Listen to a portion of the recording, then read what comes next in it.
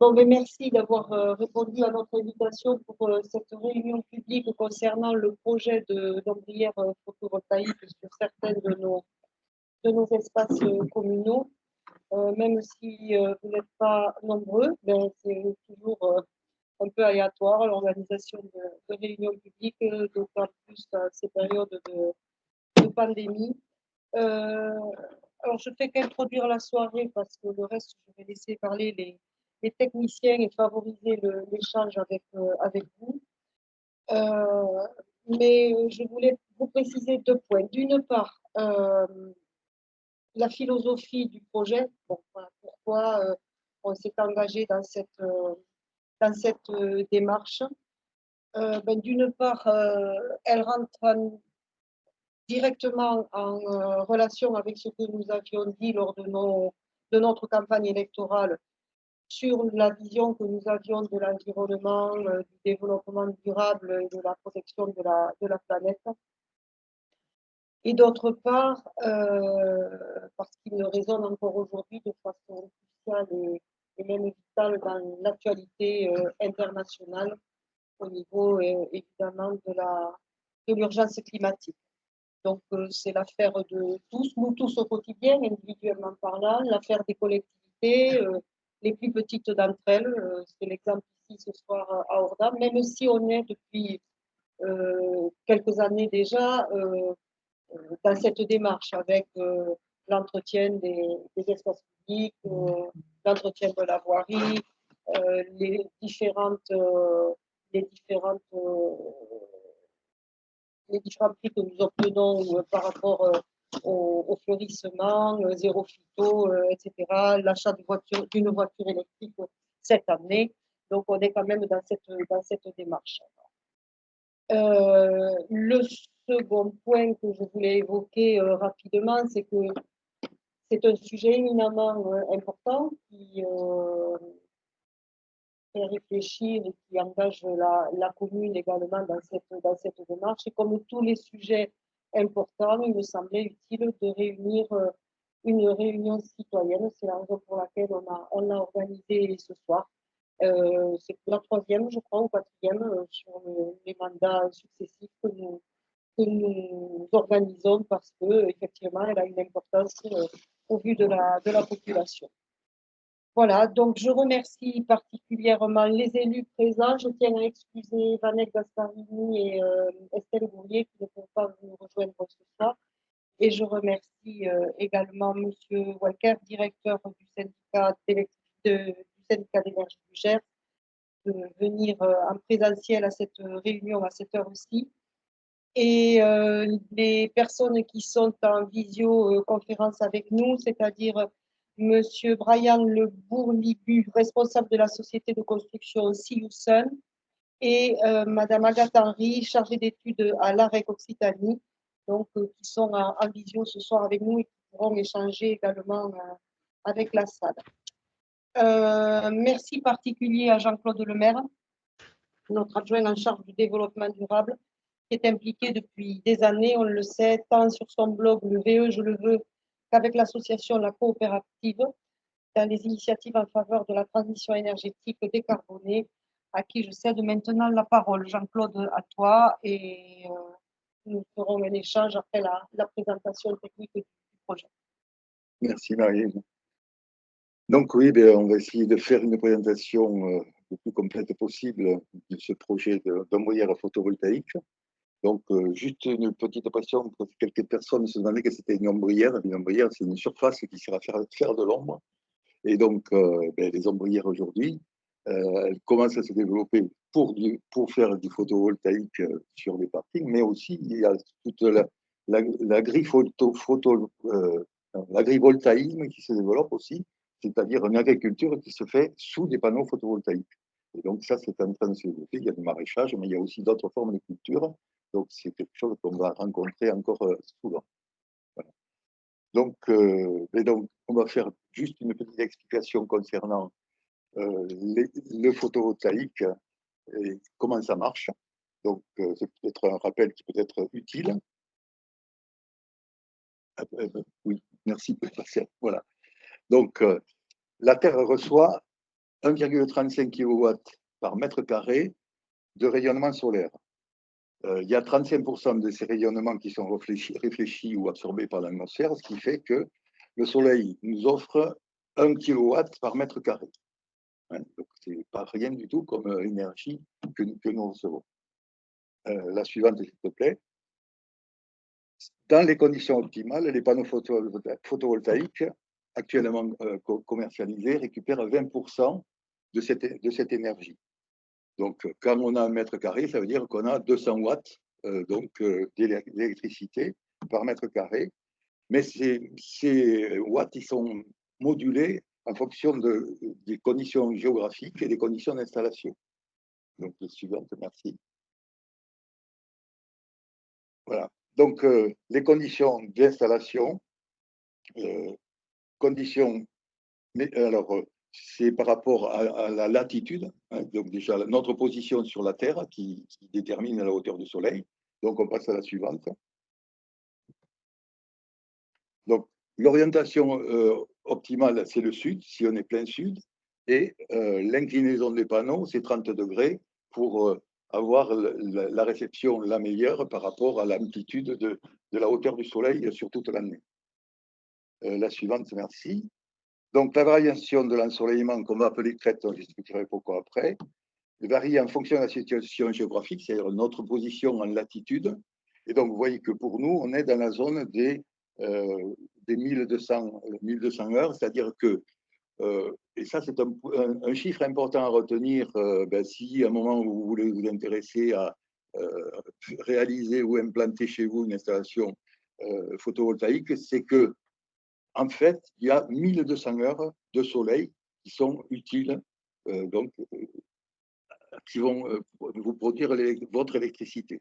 Donc 1200 heures. Et ça, c'est important à mémoriser pour éviter de se faire raconter des mensonges ou des balivernes par des sociétés qui cherchent à vendre des crédits plutôt que de l'énergie. Voilà. Donc, la durée du jour, évidemment, elle varie du simple au double sur l'année, d'entre 8 heures et 16 heures. Bon, la suivante, s'il te plaît. Donc là, on a bien un exemple, si vous voyez, sur la courbe de droite. C'est les différentes positions du Soleil. Donc, vous voyez qu'effectivement, entre juillet et juin, donc c'est là où on a la plus grande amplitude. Et puis en bas, entre décembre et janvier, c'est là où il y a la plus faible. Pour l'illustrer, je me suis servi de mon installation solaire et vous voyez que la courbe ressemble tout à fait, c'est-à-dire que sur l'image de gauche en haut, c'était la production au 13 juin et au 13 juin, pendant 12 heures, l'installation a produit 32 kW et vous voyez que la courbe ressemble parfaitement à celle du haut. Par contre, là, quand on passe au mois d'octobre, on a effectivement une production qui est beaucoup plus aplatie et qui ressemble à la courbe du bas. Donc en bleu, c'est la production, et en marron ou en orange ou en bistre, comme on veut, c'est la consommation. Donc, vous voyez bien qu'en mois d'août, il y a peu de consommation. Par contre, en octobre, on a une consommation qui augmente. Et là, on constate une chose, c'est qu'il y a un décalage important entre la consommation et la production. Et on voit bien qu'au maximum de production, ce n'est pas là qu'il y a le maximum de consommation. Donc, ce qui veut dire que il faut trouver des moyens de pouvoir stocker l'énergie de façon à ce que celle qu'on produit, on puisse l'utiliser au moment où on en a besoin. Alors que là, elle n'est pas utilisable comme ça. Donc, la suivante, s'il te plaît. Donc, produire des kilowatts, c'est dans l'idéal, autoconsommer. Donc, c'est là que c'est le plus intéressant. Quand on l'utilise directement pour alimenter du matériel comme un frigo, la consommation courante pour la cuisine, l'éclairage, télé, informatique, etc. Là, on peut l'utiliser de façon programmée sur les appareils comme des machines à laver, les piscines. On peut l'utiliser de façon différée aussi dans les cumuls à eau chaude, par exemple, ou pour du chauffage. On peut également le stocker pour autoconsommer en différé, et donc ça peut être effectivement les batteries de voitures électriques qui peuvent servir à ça. Il y a aussi ce qui est en train de se développer. Il y a une expérimentation que nous aurons le plaisir de partager sur Rodan, qui est du V2X, c'est-à-dire utiliser la charge de la voiture, de la batterie de la voiture pour réalimenter le réseau. Donc c'est une expérimentation qui va se faire avec EDF. Puis il y a aussi la possibilité d'équiper son domicile avec des batteries annexes. Bon, c'est en train de se développer aussi. Puis il y a d'autres formes de stockage individuelles qui sont en cours on va dire, d'expérimentation.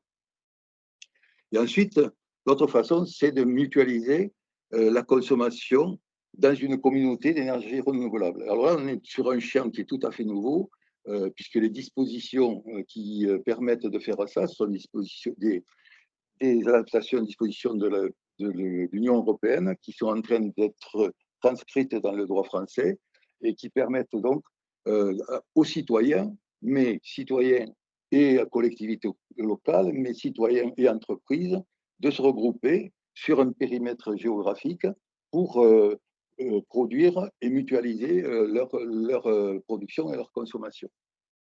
Et alors, dans les formes d'autoconsommation, il y a donc l'autoconsommation collective toute simple, c'est-à-dire qu'on mutualise et on partage, mais ça, c'est dans un rayon limite de 1 km. C'est-à-dire qu'entre les deux adhérents du groupement, il peut y avoir plus de 2 km. Voilà. Mais donc, il y a une disposition nouvelle qui a été apportée, qui est l'autoconsommation collective étendue, qui permet que, alors c'est avec une dérogation accordée par le préfet, et notamment c'est prévu pour les zones rurales et pour les zones de montagne, c'est que ce rayon il soit porté à 10 km. C'est-à-dire qu'à ce moment-là, c'est donc 20 km entre les deux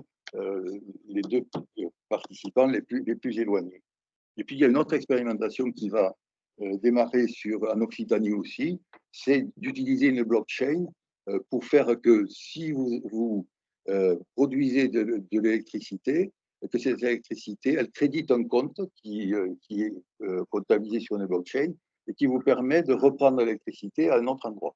Voilà, donc c'est une autre façon de mutualiser. La suivante, merci. Non, ça n'a pas marché. Non, monsieur, bon, ça va aller. Et donc, je vous illustre la batterie de la voiture électrique. Donc ça, c'est mon installation. Donc, elle fait pas tout à fait 5 kW crête. Alors, par rapport à ce qu'on a vu tout à l'heure, elle n'est pas au top parce que je n'ai pas plein sud, c'est sud-sud-est, l'orientation. L'inclinaison, ce n'est pas 30 degrés, mais c'est vrai que nos toits, il y en a rarement ici, on a des toits à 30 degrés. Donc, ça en fait que 22. Mais, donc, si on prend les trois images, donc la première, elle était au début, au mois de mai, vous voyez. Donc, en bleu, toujours la production.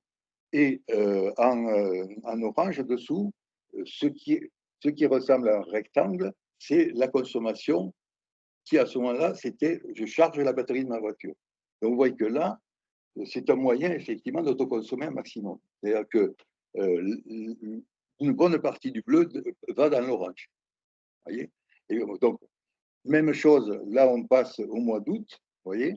Et donc, même chose aussi après au mois d'octobre. Alors, vous voyez que la courbe s'aplatit, mais enfin, on arrive quand même à stocker même au mois d'octobre une quantité. Donc, là, dans le premier dessin, c'est 18 kW. Après, dans les autres, c'est 15 kW 6.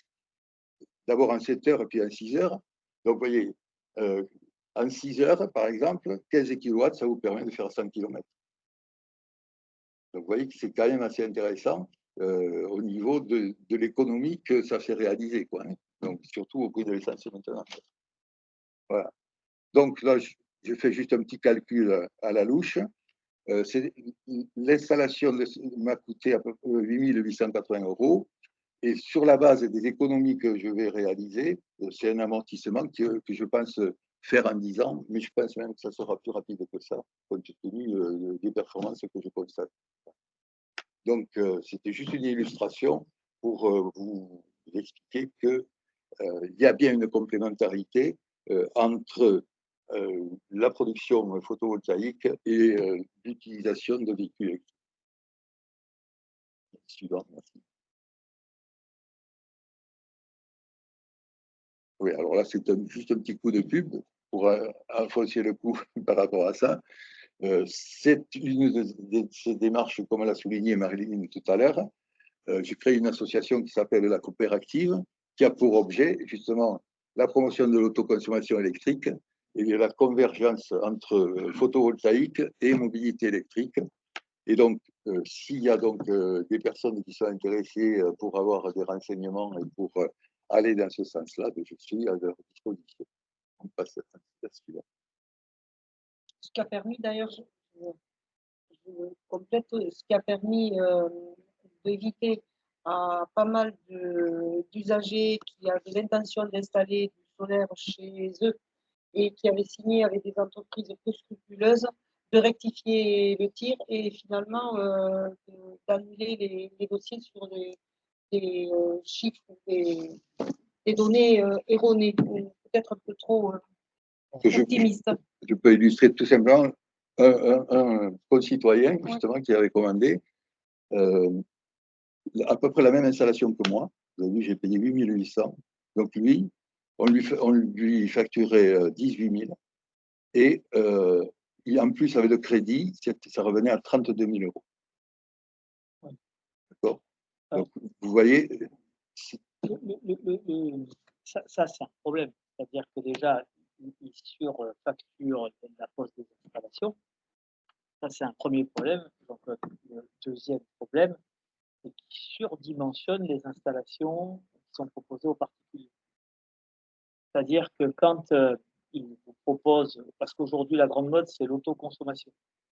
Donc, il vous propose des toitures en autoconso qui cherchent à faire des 6 kW crête. Il y a une explication pourquoi on cherche à faire des 6 kW crête, c'est que jusqu'à 6 kW crête, on peut se raccorder au réseau électrique pour évacuer son surplus sans calcul électrique sur la ligne. C'est-à-dire que grosso modo, on n'a pas de difficulté jusqu'à 6 kW crête pour évacuer les électrons sur le réseau électrique. Et Enedis ne fait pas de calcul, il considère que c'est un droit. D'accord? Donc, ça veut dire qu'il cherche à vendre les plus grosses installations possibles. Or, ce que vous a montré Jean-Claude est excessivement clair, c'est que l'autoconsommation, on va donner quelques chiffres, hein, parce qu'il faut que vous ayez en tête à peu près des chiffres. L'autoconsommation, c'est très intéressant si on arrive à consommer sa production. Pourquoi? Parce que les électrons que vous achetez dans vos domiciles, l'énergie est facturée autour de 15 à 16 centimes le kilowatt. D'accord? Et une installation de panneaux photovoltaïques sur une toiture, on est dans des coûts de production. Alors après, ça dépend si vous achetez à plusieurs des toitures ou pas, parce qu'on peut quand même faire un achat groupé. Hein. Mais le lambda, le quidam moyen, il fait une installation à 12-13 centimes le kilowatt. C'est-à-dire que son installation, elle va produire de l'électricité et le coût de revient de cette électricité, c'est 12-13 centimes le kilowatt. Donc vous voyez bien que si vous financez une toiture photovoltaïque, vous allez avoir une électricité à 12-13 centimes le kilowatt au lieu de 15-16 centimes. Donc, vous allez gagner de l'argent. D'accord? Ce qu'on ne vous dit pas, ça, on vous le dit jamais, c'est tout électron qui n'est pas consommé est envoyé sur le réseau électrique. Alors, où vous n'avez pas de contrat de revente, j'ai vu malheureusement ces cas, vous l'envoyez gratuitement, ou vous faites un contrat de revente auprès du fournisseur national qui a l'obligation d'achat. Et dans ce cas-là, le tarif, comme on est en autoconsommation, est fixé par la CRE. C'est 10 centimes ou moins. 10 centimes, c'est le tarif le plus élevé de rachat de l'autoconsommation. Après, ça baisse. Donc, si une installation vous coûte 12 ou 13 centimes le kilowatt et que vous vendez à 10 centimes, vous perdez de l'argent. Moralité, il faut bâtir son projet d'autoconsommation sur le profil de sa consommation. D'accord? Et votre maison, Si le matin, vous vous levez à 8 heures, vous allez bosser, vous revenez juste à midi pour bouffer, vous repartez à 1h30 pour aller bosser, vous rentrez à 6 heures, etc. Ben, pendant la période de production, vous n'allez pas consommer. Il y aura votre frigo, votre congélateur qui va tourner, etc. Donc, du coup, les projets d'autoconsommation, ce n'est pas des projets de 6 kilos, c'est plutôt des projets de 1 kilo. Vous comprenez? Et aujourd'hui, pratiquement tous les jours, je vois passer 2 ou 3 permis de construire de toiture en autoconsommation surdimensionnée. Ça, il faut le savoir. C'est le futur scandale qu'il va y avoir sur le photovoltaïque.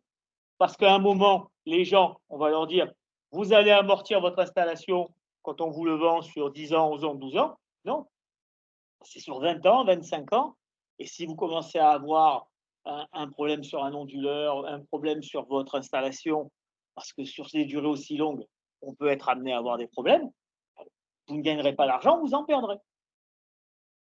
Alors en plus, si tu as emprunté, si tu as des frais financiers qui viennent derrière, etc., ça vient encore considérablement alourdir le bilan. Donc ça, il faut le savoir. Et une deuxième chose que je rappelle, c'est que dans l'évolution de notre vie, nos consommations évoluent. Ben, quand vous avez 25-26 ans, que vous avez 2 enfants à la maison, ben, les bains, les douches, l'électricité consomment en permanence. Donc vous avez des volumes de consommation qui sont relativement importants. Puis quand les enfants ils sont partis à Toulouse et après derrière ils sont partis définitivement du nid, vos consommations elles baissent. Donc c'est aussi toujours très compliqué d'imaginer d'amortir une installation avec des consommations sur un délai, sachant qu'on sait qu'au cours de notre vie, notre rapport à l'énergie électrique évolue. Voilà. Alors, pour contrebalancer quand même le truc, c'est sûr que si vous vous équipez d'un véhicule électrique et si votre véhicule électrique il charge la journée, pas la nuit, sinon il faut un système de stockage d'électrons, hein, on est bien d'accord. Ça peut aussi changer dans l'autre sens. Mais ce que je veux simplement vous expliquer, c'est que dans les 20 années à venir qui vont se présenter devant vous, vous n'allez pas avoir une consommation en matière d'électricité qui va être linéaire, qui va être simple. Et ça aussi, c'est quand même quelque chose qu'il faut appréhender. Si par exemple, vous allez être retraité, vous avez un pied-à-terre en Espagne et que vous décidez de passer 3 mois chaque année en Espagne, l'été par exemple, ben, c'est 3 mois où votre toiture, elle va produire et tout va partir sur le réseau parce que vous n'allez pas consommer. Vous comprenez ce que je veux dire? Et chacun a sa propre situation, son propre rapport par rapport à la consommation des électrons. Et tout ça, ça doit être pris en compte dans le dimensionnement de l'installation. Donc, c'est pas simple. C'est pas simple. C'est pas simple. C'est ça ce que je veux simplement vous expliquer. Donc, du coup, quels sont mes besoins? Quelle est la solution technique qui est adaptée? Quel est son dimensionnement? Voilà, c'est ça. Alors, c'est sûr que Jean-Claude, lui, il a un exemple qui est magnifique chez toi parce que toi, tu as muté toute ta consommation d'énergie sur l'électricité, hein, puisque déjà, il a le plus grand poste, un des plus grands postes que nous avons en matière de consommation, ben, c'est la mobilité, hein, il faut quand même le savoir. Et donc, à partir de là, tu démontres qu'avec le principe de l'autoconsommation, avec certainement tes réflexions que tu as sur le stockage de l'énergie, etc., ben, tu arrives à être exemplaire sur une boucle vertueuse, je dirais, au niveau du photovoltaïque et sur la consommation d'électricité. Mais encore une fois, voilà, tu as réussi, tu as défini tes besoins, tu as défini ton projet et derrière, tu as adapté ces choses-là. Ça, bon, après, chacun aura un projet, ça sera peut-être un projet différent. Voilà, c'est ça que je veux dire. Oui, mais je vais compléter ton propos avec la dimension collective. Ah oui, ça c'est oui. Oui. Alors, si on mutualise, voilà. Il y a moins de problèmes. Oui. La mutualisation, c'est évident que ça règle beaucoup de problèmes. On est bien d'accord. Oui. Mutualise, c'est pas pareil. Voilà. Et donc, là-dessus, c'est un champ nouveau qui s'ouvre et justement qui est intéressant parce que ça permet de prendre en compte les besoins de chacun et justement avec une gestion par ordinateur qui permet de répartir la production, enfin de se répartir la production entre les différents consommateurs. Et ça, il y a des applications d'ores et déjà qui permettent ça. Donc ça, c'est un aspect à explorer. Ah oui, la solution, c'est la mutualisation. Bien d'accord. Bon. Et donc, on passe à notre projet d'ombrière photovoltaïque ordonnée.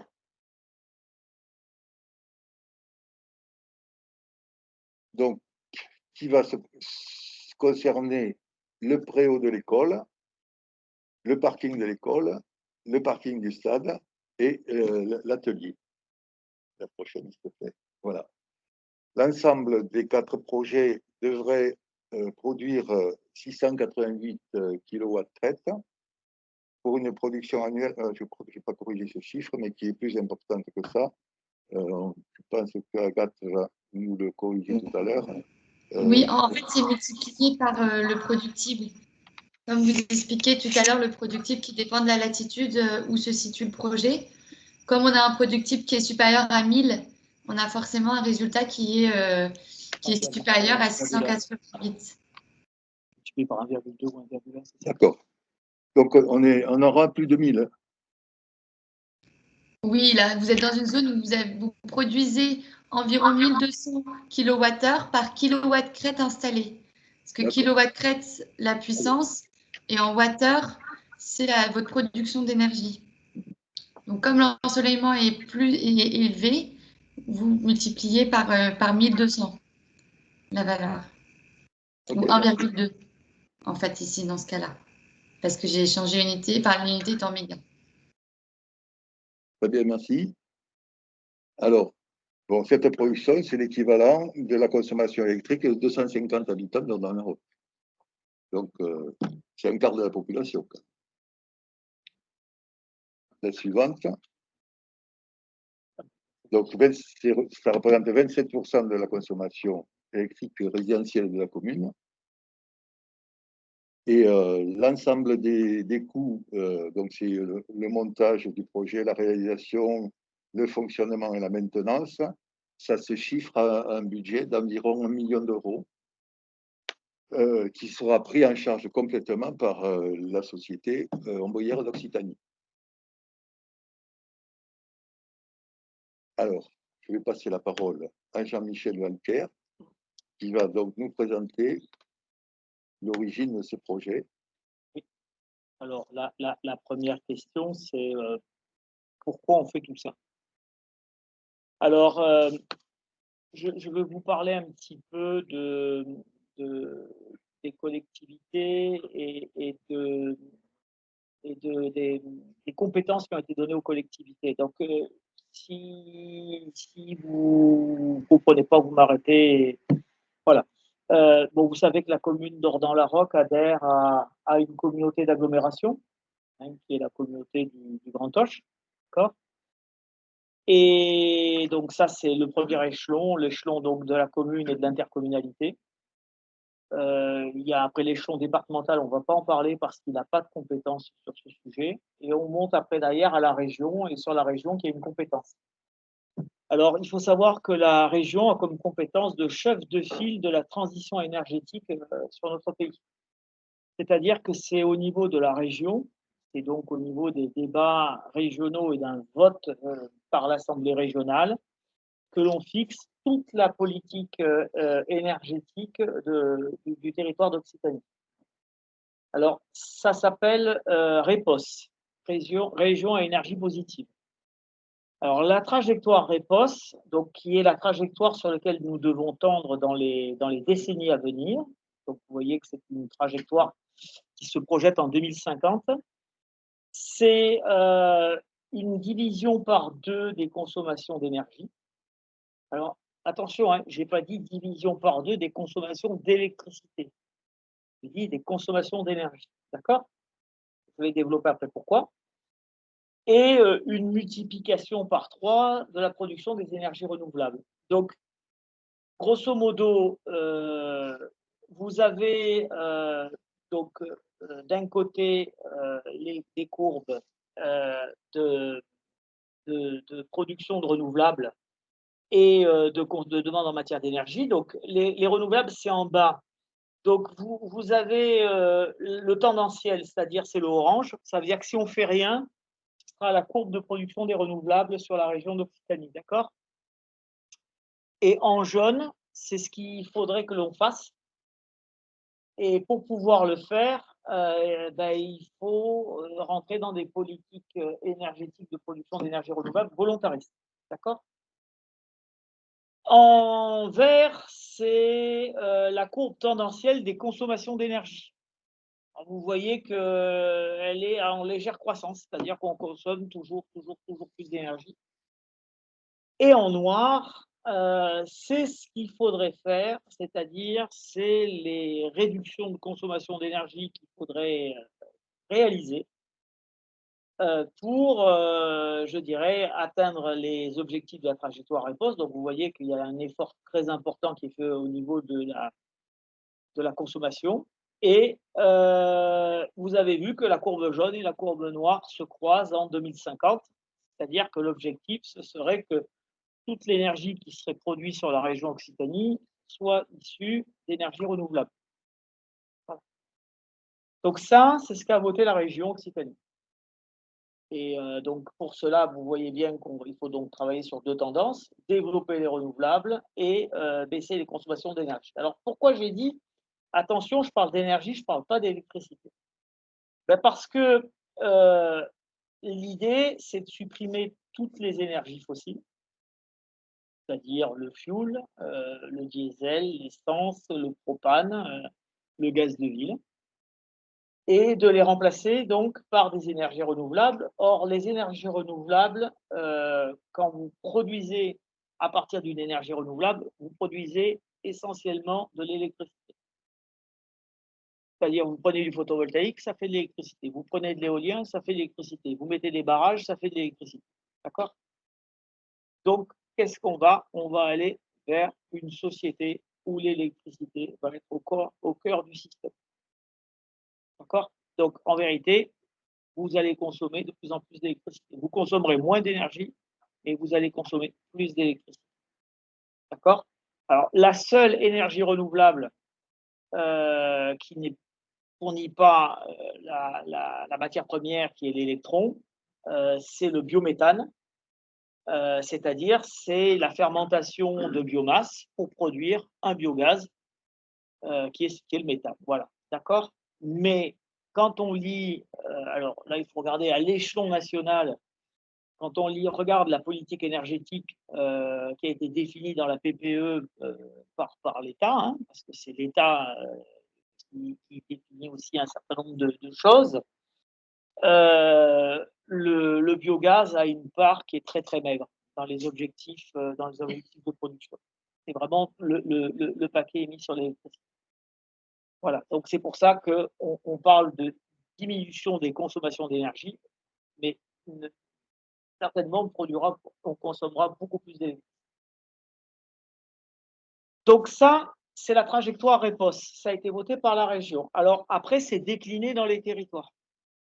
Alors c'est décliné dans un document qu'on appelle les plans climat-énergie, et ce sont les intercommunalités qui le votent.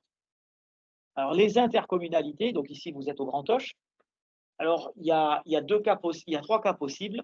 Il y a les intercommunalités qui ont l'obligation de le voter parce qu'elles sont trop importantes en matière de population. Comme elles sont trop importantes en matière de population, il y a une obligation de voter le plan climat-énergie et de mettre en place les dispositions du plan climat-énergie. Et puis après, il y a les intercommunalités qui sont plus petites, dans des communautés de communes, par exemple, comme celle d'Eos, où on est sur des territoires où il y a moins de 10 000 habitants, hein, d'accord?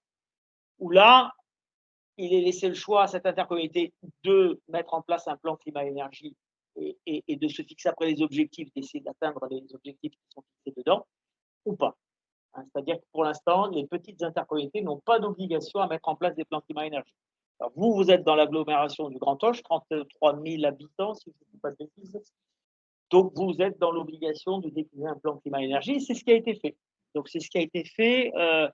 L'élu référente du plan climat-énergie de l'agglomération du Grand Auch, c'est Bénédicte Mello, hein, qui est, je crois qu'elle est vice-présidente hein, à l'agglo, hein, c'est ça, si je ne dis pas de bêtises. Et donc, le plan climat-énergie a été adopté il y a à peu près 3 ans hein, sur votre territoire. Alors, il reprend naturellement les éléments de la région Occitanie.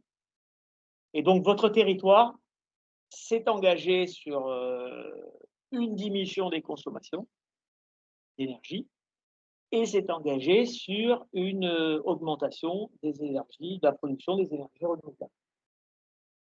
Et donc, si on est cohérent, les communes membres de l'agglomération doivent reprendre les éléments du plan climat énergie de l'agglomération et doivent donc mener des actions à leur niveau, à leur échelle, bien sûr, hein, pour essayer de diminuer la consommation d'énergie sur le territoire et pour essayer de développer les énergies renouvelables. Voilà. Donc ça, si vous voulez, je vous ai un petit peu campé le contexte et vous expliquer pourquoi il y a des initiatives qui sont lancées dans ce domaine. Peut-être oui, ouais, peut-être voilà. Alors, donc à partir de là, ça c'est parfait. Donc, bon, on ne peut pas demander à la mairie d'Ordan-la-Roque ou à celle de Montaigu, de Pavie, de Nougat-Roulet. Là, je vous cite toutes celles qui sont engagées dans les dispositifs d'ombrière. Hein. Donc, vous voyez que c'est plusieurs communes de l'agglomération qui aujourd'hui sont dans cette réflexion. On ne peut pas leur demander de porter des projets d'1 million d'euros. C'est trop compliqué.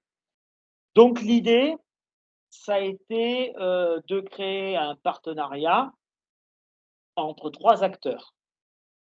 Alors, le premier acteur, c'est l'AREC, c'est le petit carré vert. L'AREC, c'est quoi? C'est une société d'économie mixte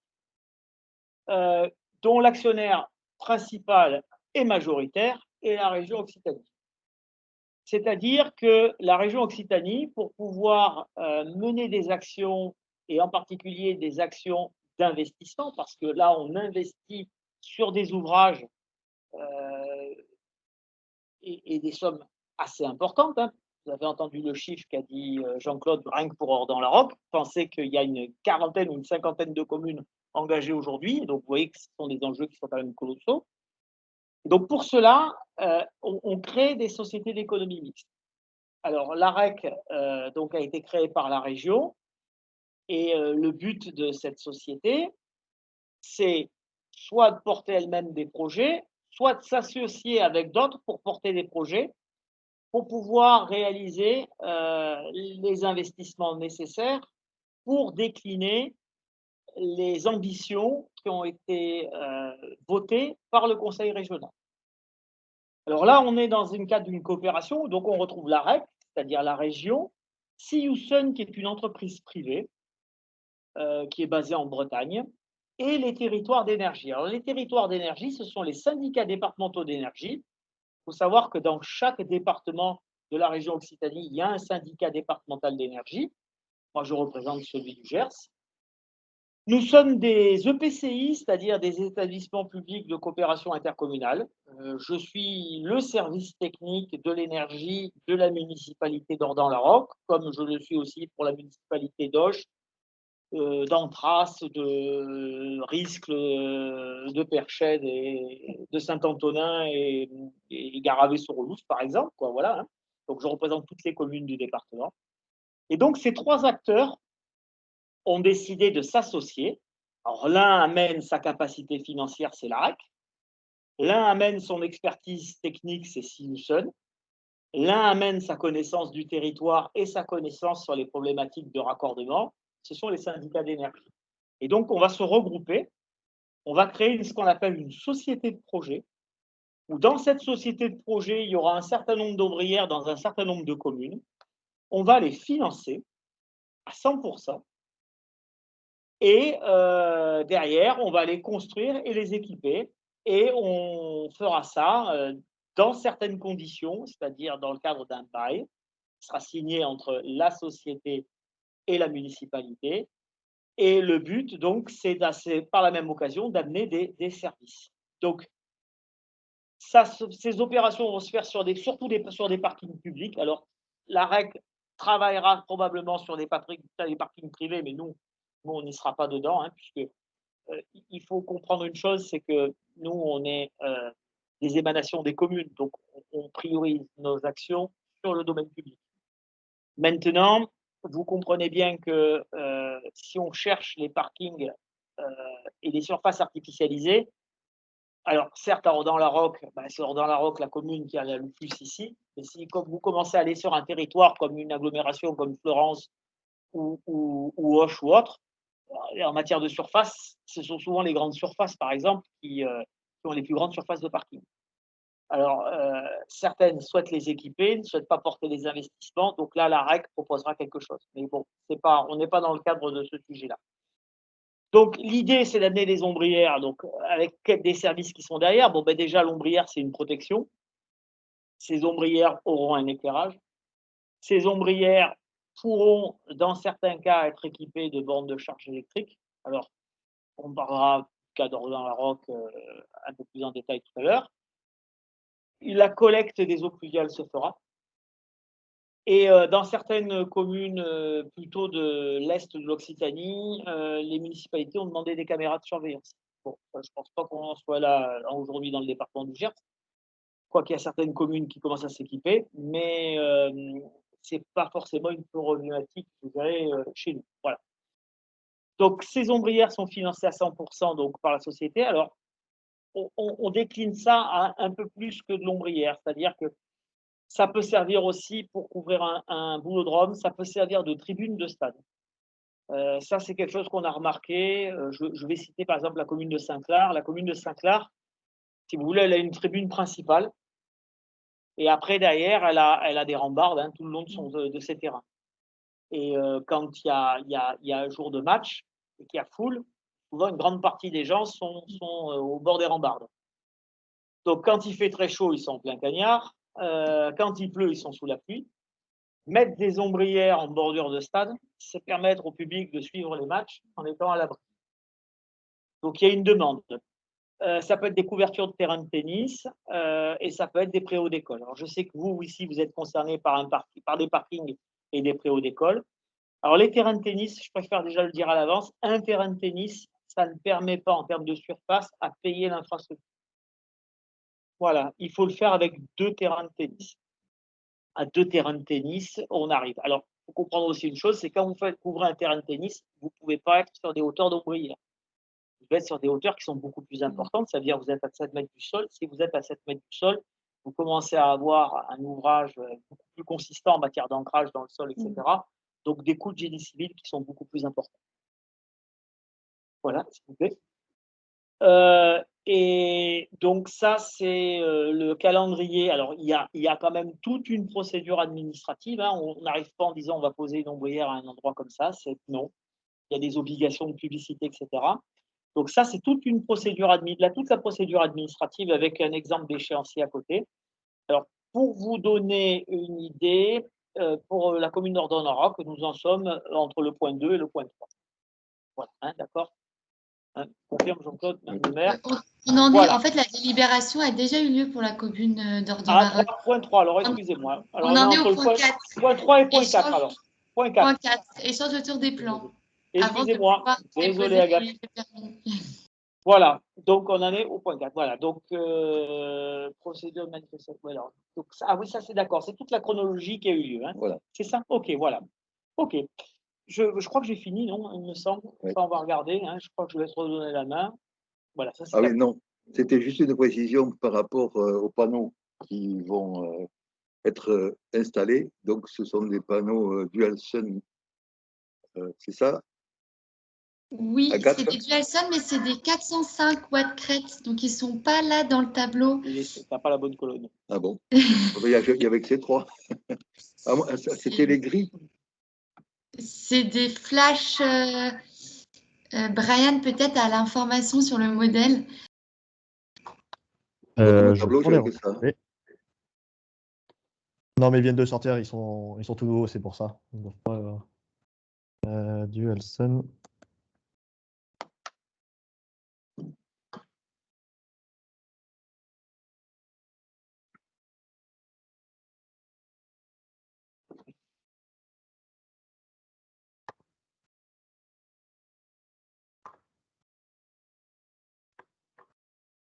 C'est le modèle Half Cut White. Ouais, c'est ça, ouais. Je vous enverrai la fiche technique si vous souhaitez. Oui, tant qu'à faire, ouais. Comme ça, on actualisera avec le bon. Tu l'as, Agathe? Tu veux que je te l'envoie peut-être? Oui, oui, je l'ai, la fiche technique. Non? Ok. Bien. On Ouais, passe, on continue. Jean-Claude. Voilà. Ouais, voilà, donc le projet, on commence par l'école. Donc voilà, vas-y, enchaîne. Aujourd'hui, voilà l'ère du terrain de basket de l'école. Donc le projet, la suivante, voilà ce qui nous est proposé. Donc c'est de le recouvrir avec un préau. Donc vous envoyez la silhouette en travers, ça nous fait 16 mètres 43 de large. Et en longueur, on a 28 mètres. On enchaîne. Donc la représentation va être celle-ci. Voilà. Donc voilà la projection en image de ce que ça va donner. Il y a un autre angle de vue, je crois, juste après, voilà. Ensuite, on passe au parking. Donc, à ce jour, il est comme ceci. Donc, il va être équipé avec ces ombrières en Y, donc qui font 14 mètres 64 de large et sur 35 mètres 25 de long. Avec, donc au milieu, il y a, vous voyez, les ombrières sont séparées de façon que la lumière pénètre puisqu'il y a des plantations dessous. Suivante. Donc voilà ce que va donner en vue de dessus. Et puis on a une vue un peu plus parlante qui montre bien la discrétion de l'installation par rapport au parking. On passe au stade et à la salle polyvalente et aux ateliers. Donc là, on sera sur oui, ces surfaces-là, avec pour l'atelier cette ombrière qui sera sur une seule pente, 13 mètres de large et sur 56 mètres de long. Et vas-y, on enchaîne. Ça va donner ceci. Et on enchaîne avec le suivant. C'est sur l'espace sur lequel étaient stockés les déchets verts. Donc, ça va donner ceci avec deux ombrières, une double en Y et l'ombrière 2. Alors là, on est sur une longueur importante, puisqu'on est sur 82 mètres 90 et une couverture de 12 mètres 54 pour la double et 7 mètres 31 pour l'autre. Donc la projection, ça va donner ceci. Voilà. Et donc là, c'est à imaginer à quoi ça va pouvoir servir. Évidemment, ça peut être un parking, mais pas forcément qu'un parking, mais il aura son utilité en tant que parking parce que vous savez bien les risques qui existent quand on organise une manifestation et qu'il y a du stationnement le long de la route. C'est quand même assez dangereux. Et là, c'est une solution qui permettra d'avoir une sécurité optimale. Alors, le planning prévisionnel, alors ça, c'est vraiment quelque chose de tout à fait aléatoire, hypothétique pour l'instant. Donc, ce qu'il y a de sûr, c'est qu'on a fait les premières démarches, comme ça a été montré tout à l'heure, notamment par rapport à la MIS.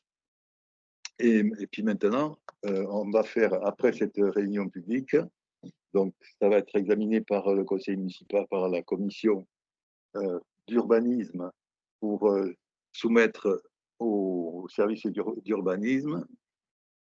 Ensuite, il y aura les autorisations. Alors là, il y a un délai à prévoir au moins de 3 mois. Ensuite, la signature du bail qui devrait intervenir pas avant mars. Et le but étant que la construction puisse se faire en 2 temps. Il y aura une première partie qui consistera à faire les fondations pour les structures supports. Et donc, ça se fera pendant les vacances scolaires. Et le montage et la couverture et le branchement se feront dans la deuxième vacances scolaires suivante. Donc, dans l'idéal, ça serait que ça se fasse aux vacances de Pâques et l'installation pendant les vacances d'été. Si je peux me permettre, Oui. en fait, c'est pour ça que j'avais repris un petit peu le planning, parce que après les 3 mois d'instruction pour avoir l'autorisation du permis, il y a 2 mois de purge où le permis est affiché. Donc le bail pourrait être affiché en fait que 5 mois après le dépôt des pièces du permis. D'accord. Il y a une période, après un permis de construire, il y a toujours une période de recours. C'est ça. Et passer cette période de recours, après derrière, le permis est valable. Donc c'est une protection juridique, il faudra certainement attendre les 2 mois de la période de recours. Voilà, donc plutôt envisager une construction pendant les vacances d'été. Après, Ouais, ce qu'il faut savoir, c'est que la partie de pose de panneaux, etc., c'est quelque chose qui peut aller très très vite, quoi. Donc, c'est quelque chose on peut parfaitement imaginer que le projet soit attaqué au début de l'été pour tout ce qui est couler béton, etc. Et à la fin des vacances scolaires, que le montage de la structure soit fait. Voilà. C'est l'objectif d'attaquer la rentrée scolaire 2022 avec les installations faites est un objectif qui est vraiment atteignable. Ok.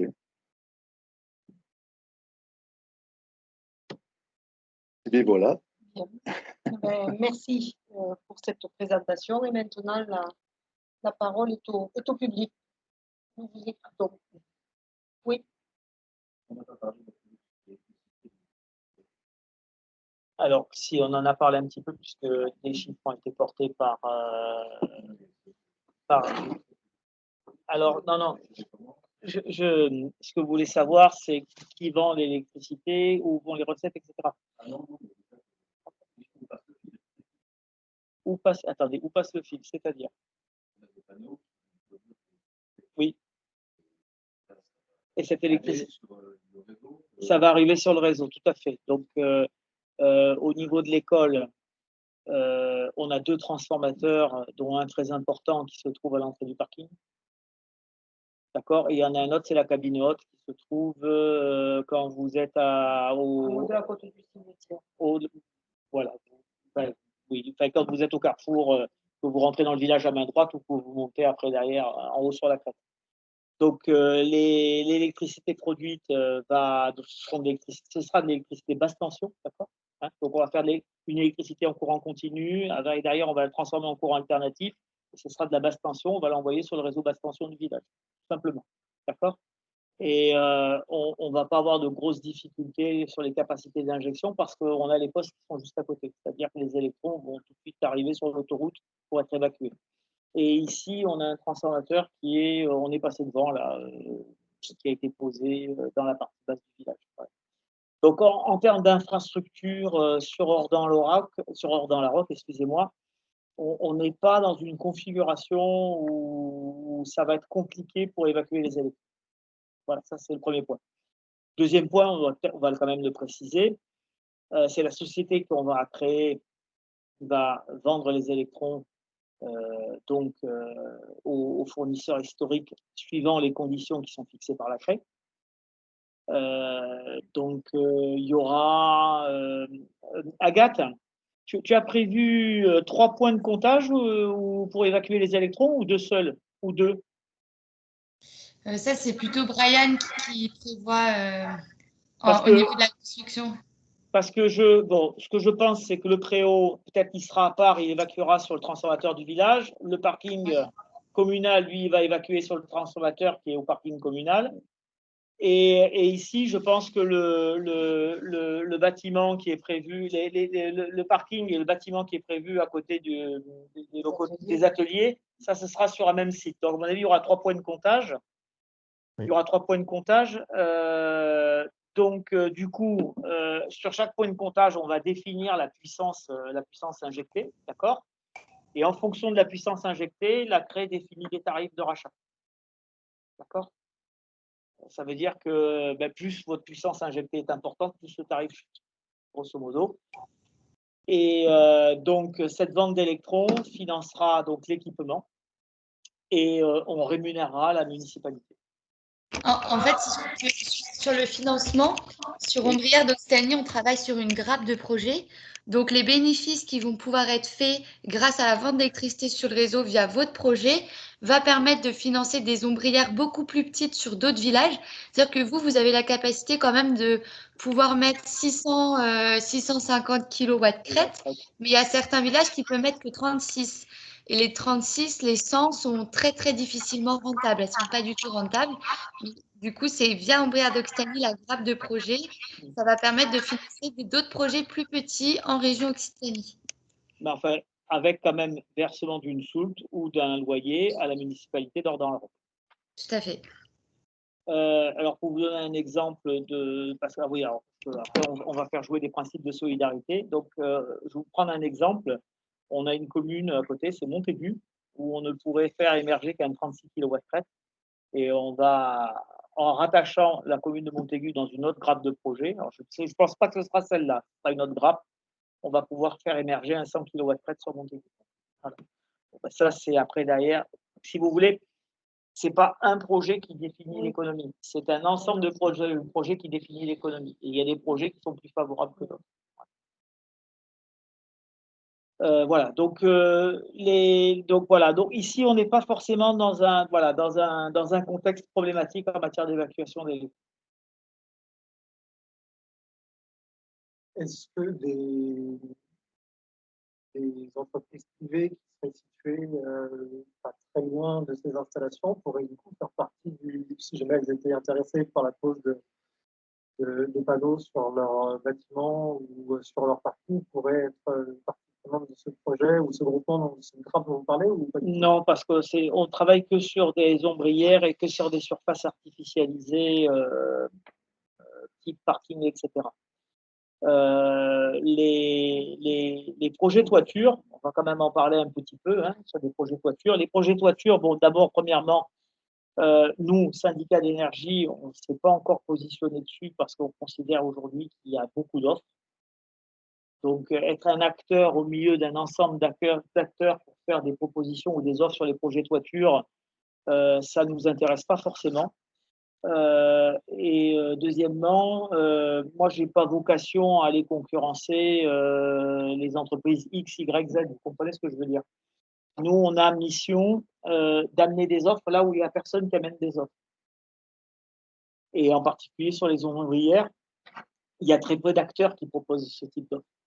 D'accord? Pourquoi? Parce que, soyons clairs, construire des structures et produire de l'électricité sur des surfaces artificialisées, ça a un sens et c'est important au niveau politique. Ça, je vous en parlerai, si vous voulez, un petit peu après. Mais pour des gens qui vendent des panneaux, ce n'est pas le plus lucratif. Loin de là. Le plus lucratif, c'est ce que nous expliquait Jean-Claude en début de réunion, c'est d'aller voir le prud'homme et de lui proposer une surface de panneau dont il n'a pas forcément besoin à un prix qui n'est pas forcément le bon prix. Vous comprenez ce que je veux dire? Bon. Et nous, je ne pense pas qu'on ait un rôle à jouer là-dessus. Ça, c'est le premier point. Le deuxième point, c'est que c'est compliqué sur les toitures existantes parce qu'on s'est quand même interrogé sur les toitures des municipalités. Alors, c'est compliqué, pourquoi? Parce que déjà, souvent, la toiture, elle n'est pas bien orientée. Deuxièmement, parce que la toiture, souvent, elle n'a pas été dimensionnée mécaniquement pour accueillir tout le poids sur son toit. Et troisièmement, c'est que souvent, dans les toitures des bâtiments publics, c'est bourré d'amiante. Ça veut dire que dès que vous commencez à toucher à la toiture, il faut commencer à désamianter. Donc, c'est assez complexe et beaucoup de maires, au départ, étaient partis dans l'idée de « tiens, pourquoi on ne ferait pas du photovoltaïque sur nos toitures ?» Et devant ces trois problèmes-là que je vous ai énoncés, un grand nombre ont commencé à reculer. Donc, on s'est rendu compte aussi que ce n'est pas forcément là où ça va être le plus simple pour développer des projets rapidement. Voilà. Parce qu'on est aussi dans une idée où il faut quand même commencer à avoir une bonne trajectoire en matière de développement des ENR. Alors, pourquoi c'est important politiquement de développer des ENR sur les surfaces artificialisées? Parce que, je vais être honnête, j'enlève ma conscience publique, etc. Là, je vais vous parler comme un prédateur de l'énergie. qu'est-ce qui est le plus facile? Un champ d'agriculteurs, 10, 15, 20 hectares, et en avant Guingamp, je le couvre entièrement de panneaux photovoltaïques. Et c'est là où vous allez rentrer dans des équations économiques les plus juteuses et les plus intéressantes. Parce que là, vous avez un effet de masse, vous n'avez qu'un seul projet à apporter, voilà. Et c'est ce qui fait qu'aujourd'hui, le monde agricole est ultra sollicité pour poser des panneaux photovoltaïques dans les champs. Et d'ailleurs, vous avez pu voir dans la presse locale déjà un certain nombre d'articles de gens qui s'offusquent parce qu'on va couvrir toute une colline de panneaux photovoltaïques. Bon, puis ça, alors ça, c'est excessivement dangereux, plein de raisons. Et la principale raison, c'est que si on commence à mettre des panneaux photovoltaïques sur les terres agricoles, ben, le prix de la terre agricole, il va exploser. Donc ça va poser le problème de l'installation des agriculteurs, ça va poser le problème de l'agrandissement des structures, ça va poser énormément de soucis. Et après, la question qu'il faut se poser, c'est est-ce que ces surfaces, il ne faut pas les conserver pour l'alimentation, sachant qu'on sait qu'on va être devant de gros problèmes en matière d'alimentation dans les années à venir. Du coup, il faut essayer de développer les renouvelables partout où on peut le faire sans taper dans les espaces naturels ou dans les espaces agricoles. Et c'est là que du coup, il y a une volonté des porteurs de projets d'essayer d'optimiser tout ce qui est surface artificialisée. Et c'est pour ça qu'aujourd'hui, un effort important est porté sur ce type d'espace. Et les premiers espaces artificialisés où on peut développer des projets et faire des offres de services, ben, ça commence par les parkings. Hein. Ça commence par les parkings. C'est pour ça qu'on s'est positionné là-dessus. Hein, c'est pour ça. Ce que je veux simplement vous expliquer, c'est que si partout où il y avait un parking, on mettait une ombrière photovoltaïque, on réglerait déjà les objectifs, tout ce qui a été fixé par la région. C'est-à-dire qu'on n'est pas obligé d'aller taper dans de la surface agricole pour pouvoir atteindre les objectifs fixés par la région. Voilà, donc ça, c'est quand même vachement important, quoi. Mais encore faut-il générer des offres, générer des propositions au niveau des collectivités, etc. Et c'est pour ça qu'on est allé sur ce sujet-là. Voilà. Voilà. J'ai un peu élargi mon intervention, mais je pense avoir répondu à votre question. S'il y a d'autres questions. Pour rebondir sur la disait Olivier, cette idée de des parkings, est-ce que pour les particuliers, ça marche? Alors nous, non. Nous, on ne le propose pas. Maintenant, je sais qu'il y a des acteurs privés qui le proposent. Pour les particuliers, je veux dire pour les entreprises. Pour les entreprises, oui, oui. Alors, pour les entreprises, alors nous, on n'est pas rentré en détail dans les offres. Si vous voulez, les ombrières, elles ont été pensées pour que on n'ait qu'un calcul mécanique sur la structure et après d'ailleurs on le duplique. D'accord ? Parce que si chaque fois que vous devez faire une étude mécanique sur un projet, vous allez avoir des coûts de développement qui vont venir plomber le projet. Donc nous, les ombrières, c'est la première type d'ombrière, c'est la 36 kW crête, c'est 12-13 places. Après derrière, on a la 100 kW crête et après on a au-delà de 300. Au-delà de 300, là, c'est plus facile, quoi. Je veux dire, on a une telle économie d'échelle dans le projet qu'on peut s'adapter. Donc, alors dans le PPS, je vais vous le montrer. Je l'ai. Parce que par contre, vous, sur le terrain qui est à côté de la salle des fêtes, là, la structure, la partie structure, elle va être étudiée avec aussi le cheminement des véhicules.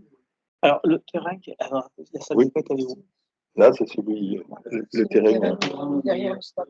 On peut peut-être remettre l'image? Voilà, celui-là. Non, je pense pas. Non. Moi, je pense pas. Hein. Moi, je pense que non. Hein, vous allez garder un sol en herbe. Oui. Oui. Vous allez garder un sol en herbe, oui. Et vous allez vous en servir comme périmètre de stationnement pour les fêtes des fleurs, enfin pour tous les événements hors d'année. On peut imaginer d'autres modes d'utilisation. Alors là, j'en ai pas parlé non plus, hein, mais nous, on vous a dit que quand on fait une offre ombrière, il y a l'éclairage qui est compris dedans. D'accord ? Mais là, la question, c'est est-ce que ça vaudra le coup de l'éclairer ou pas ? J'en sais rien. faudra en discuter. Quoi. Oui, Vous le faut regardiez. regarder, parce que c'est vrai que là, on est loin de Autant- l'éclairage public pour autant- aller récupérer sa voiture. Autant alors le préau, je ne sais pas, hein, mais autant si vous voulez mettre des rails de LED sous le préau parce que vous voulez, si ça s'appelle garderie, l'école est faite de garderie. Oui, oui, oui. Donc ça veut dire que si vous voulez que les gamins l'hiver à 5h30, 6h, ils jouent dans la cour et que vous voulez un peu d'éclairage pour, etc., on mettra des rails de LED et on éclairera sous le préau. Ça, c'est, voilà, vous voyez ce que je veux dire. Ça a un sens, quoi. Et après, derrière, on mettra un dispositif pour couper à partir d'une certaine heure de la nuit. Oui, Après, un détecteur comme on a fait oui, le sur cheminement piétonnier. du LED, c'est parfaitement possible. Mais ou carrément une horloge, hein, ou comme vous dites, l'activité Claé, elle est terminée, je dis une bêtise, à 19h. À 19h, crac, c'est coupé, terminé, quoi. Et une marche forcée, si un jour vous faites des kermesses, etc., et que vous voulez éclairer un peu plus tard dans la nuit. Parce que je veux dire, ça, c'est super facile, c'est de la gestion, hein, super facile. Par contre, là, à mon avis, il ne faut pas éclairer. Ou alors, il faut éclairer ponctuellement. C'est-à-dire pendant la manifestation, l'animation du soir, la voiture, etc. Voilà. Il faudra le regarder.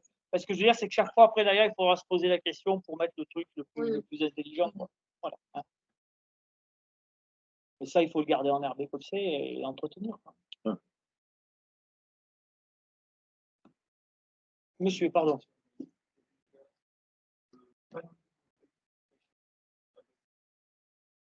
Alors, ça, c'est Agathe. La question, c'est est-ce que c'est le panneau photovoltaïque qui fait l'étanchéité ou est-ce qu'il y a un bac acier?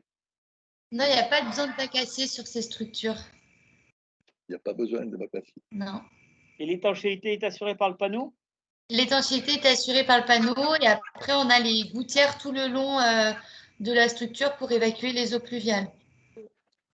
En fait, vous avez des petites gouttières en PVC entre chaque panneau qui renvoient dans un longeon et les eaux pluviales sont envoyées par gravitation dans une gouttière ou dans un chéneau. Là, par exemple, sur l'ombrière papillon, là, vous avez un chéneau au centre.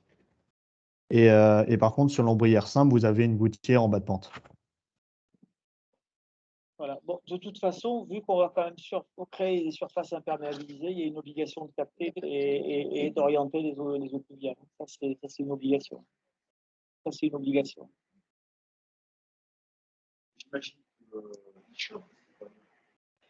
Alors, une installation photovoltaïque, oui, oui, je ne vais pas vous dire de bêtises, l'été, en plein mois d'août, oui, ça chauffe, oui, ça rayonne, oui, je suis bien d'accord. Oui, mais enfin, ça, je ne suis pas trop inquiet. Alors, il faut demander à... Question sur la dilatation des panneaux en cas de forte chaleur. Allô? Oui, alors. Vas-y, Oui. Brian, si tu veux répondre. Sur la dilatation des panneaux, la perte de puissance, en fait, qui est calculée aussi dans... Ah, c'est pas forcément... Non, là, je pense que la question de là, monsieur, c'est elle pour- est plutôt mécanique. pour la structure métallique. Elle n'est pas électrique, hein, elle est mécanique. Hein. Ouais. Grosso Oui, modo, mécaniquement, avec les augmentations de température en plein été, comment va jouer la structure et est-ce que ça va garantir l'étanchéité? Oui, parce que j'ai compris le raisonnement que vous avez eu. Oui, ça garantira l'étanchéité. En fait, vous avez une marge de manœuvre qui est liée avec le système d'intégration du charpentier. Et au niveau surtout étanchéité, en fait, votre gouttière PVC, comme j'expliquais, en fait, elle est prise entre les deux cadres des panneaux. Donc, même si les deux panneaux s'éloignent légèrement, on aura toujours la gouttière PVC qui sera suffisamment grande pour capter tous les eaux pluviales qui seront rejetées. Voilà. Pour assurer la commune, hein, on explique bien que l'entretien et le suivi de l'installation est assuré par Sioussen, hein, c'est Bien ça? sûr. Et que naturellement, s'il y a un défaut, vous reprenez, hein, étant donné que le Exactement. principe, c'est bien de capter les eaux pluviales et qu'elles ne partent pas n'importe où sur le domaine public. C'est ça. Dans le cadre de préau d'école, est-ce que dans le cadre de chaleur, les températures sous le sont accentuées ou ça n'a absolument aucune différence? Alors, On va répéter la question parce que je pense que... Préau de l'école. non, parce qu'on est à une certaine hauteur. Alors, la question était par On n'est pas rapport, sous, enfin, il y a une... par rapport au préau de l'école. Est-ce pour l'évacuation de la chaleur en été, est-ce qu'il ne risque pas d'y faire trop chaud? Non, vu la hauteur, il n'y aura pas de souci. Justement, Voilà. on vient de Parce que créer c'est- un préau exactement un peu dans le même genre à Agen, à côté d'Agen. Du côté Et du ça Lot-et-Garonne, passe ouais. C'est ce que je ouais. montrais à Madame le maire. Il y Et a, donc, justement, ils sont très satisfaits. Hein, ils sont très satisfaits du projet.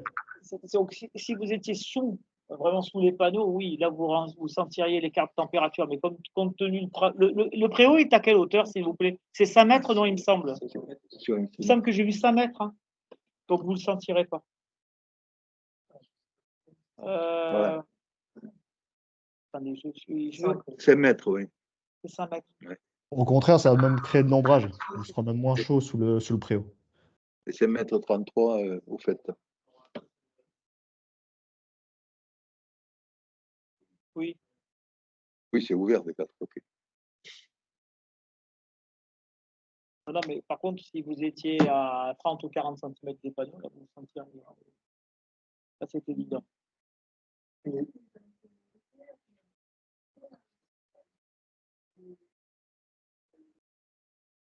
Ben, ça,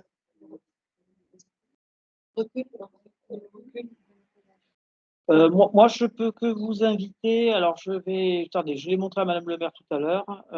J'y retourne, excusez-moi. Moi, je peux que vous inviter à aller sur la commune du Lot-et-Garonne. Alors, je vais vous donner son nom, hein, puisque celle-là, elle est équipée d'un préau photovoltaïque. La Roque-Timbo. Voilà. Voilà. Et j'ai montré tout à l'heure la photographie à Madame le maire du projet. Hein, voilà, il y a des projets qui existent, qui fonctionnent. Voilà.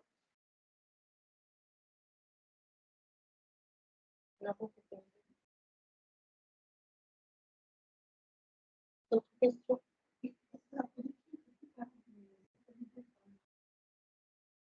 Alors, non. Quand le photovoltaïque produit le plus aux périodes d'automne et du printemps.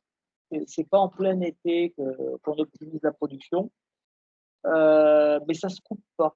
Mais par contre, vous avez une baisse par rapport, quoi, c'est 10-15 points à peu près. Oui, c'est à partir de 25 degrés que là, ça commence à baisser. Voilà. Hein. Donc, non, le photovoltaïque, il faut bien comprendre, les meilleures périodes, c'est les mois d'avril, de mai. Et après, d'ailleurs, octobre, septembre, octobre, hein, ce sont les meilleures périodes de production. L'été, quand il fait des chaleurs très, très lourdes, il y a une baisse de la production qui 10-15% facilement. Hein, voilà. Mais ça ne se coupe pas, hein, on est bien d'accord, ça ne se coupe pas, mais vous avez une baisse de la production. Aussi des bornes pour les automobiles. Est-ce que vous avez vu une idée d'encourager les gens, mettre quelques bornes qui sont libre service? Alors, des bornes en libre service, on l'a fait 3 ans. Voilà, donc je peux vous en parler. Hein, on l'a fait 3 ans. Quand on a arrêté de le faire, les gens sont tous tombés dessus, mais bon, on l'a expliqué pourquoi. Moi, ce qui me gêne le plus, c'est que si l'électricité est gratuite à un endroit, vous allez retrouver un véhicule qui va être garé en permanence, et ce véhicule qui est garé en permanence, il ne permettra pas aux autres véhicules de venir charger. C'est un retour d'expérience. Hein. Combien de fois, Jean-Claude, tu m'as dit voilà. Hein. Bon, donc, du coup, on a mis en place une tarification qui est chez nous, qui n'est pas chère. Elle n'est pas chère. Hein. On vend le kilowatt 15 centimes. C'est-à-dire que moi, je vous vends le kilowatt à Auch sur mes bornes au même prix que chez vous. Donc, je ne gagne pas d'argent. Je n'amortis pas mon infrastructure. D'accord ? Par contre, si vous avez le plein et que vous restez branché, c'est-à-dire si vous, entre guillemets, excusez-moi le terme, mais si vous squattez la place pour un autre, vous mettez derrière un tarif qui vous pénalise pour vous obliger à partir. Cette proposition vient un petit peu du monsieur à côté de chez moi. Mais non, mais c'est la vérité. Hein. Ce que je veux dire, c'est ça. Alors, excusez-moi, il y avait des petits malins qui trouvaient que c'était moins cher. Non, mais même Jean-Claude, c'est tout simplement le jeudi, jour de marché à Auch, où il n'y a pas de place de stationnement. Les types, ils avaient le véhicule qui avait le plein, ils allaient sur la place, ils faisaient semblant de se brancher, ça leur coûtait 0, et et ils avaient une place d'Enfer Rochereau, un jour de marché, ou boulevard Masséna, quoi. Vous comprenez ce que je veux dire? Donc, ça veut dire que les gens, ils contournaient complètement la règle. Et puis voilà, quoi. Bon, voilà, c'est la nature humaine. Bon, après, sérieusement, si on met une borne de charge dans la route, d'accord? Si on la met, à mon avis, on la mettra sur le parking de l'école. Je pense que c'est l'endroit, à mon avis, qui me paraît le plus logique, le plus cohérent. Bon, voilà. Si on la met là, qui l'utilisera? D'accord? Posez la question.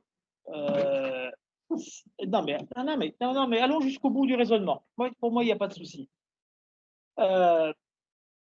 Donc, si on met, tout va dépendre de la puissance de charge de la borne. Alors, sur ces offres d'ombrières, on peut mettre des bornes, c'est des bornes lentes, hein, c'est des 6-7 kg, je pense. Donc, si je mets une 6-7 kg, pour pouvoir faire un plein, enfin, c'est un grand mot le plein, enfin, pour pouvoir prendre une quantité d'électricité relativement importante, il faudra des heures et des heures de stationnement. Et pour avoir 10 heures de stationnement, ça veut dire que les seules personnes qui auront un temps de stationnement qui seront cohérents avec le temps de charge de stationnement, ce sont les gens qui travaillent à l'école. C'est tout. Hein, la personne qui vient, qui amène ses enfants et qui repart, etc., elle va rester 5 minutes, 10 minutes, 15 minutes, elle ne va rien prendre en matière d'énergie. D'accord ? C'est un petit peu le problème qu'on rencontre dans toutes les communes rurales qui n'ont plus de services. C'est-à-dire que quand vous avez des services, les gens restent sur le territoire de la commune parce qu'ils vont chez le coiffeur, ils vont chez le médecin, ils travaillent, etc.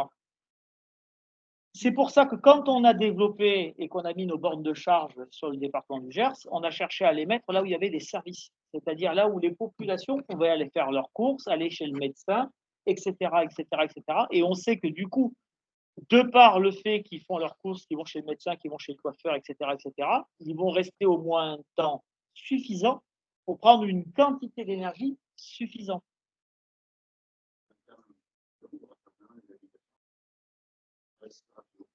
Alors, moi, le problème de l'habitation, je vous dis comme je le pense, si le monsieur, du coup, il va se mettre sur la borne et il va rester branché sur la borne et ne perdra pas aux autres de venir se brancher parce qu'il a sa maison qui est juste à côté, c'est plus une offre publique qu'on fait, c'est une offre privative. Vous comprenez ce que je veux dire? Alors, moi, je n'ai pas fermé la porte à mettre une borne dans la roque, hein, que les choses soient excessivement claires.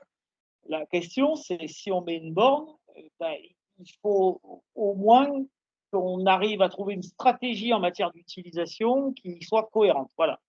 Qui soit cohérente avec la borne. Voilà. Donc, moi, je ne ferme pas la porte. Attention, hein, que les choses soient excessivement claires.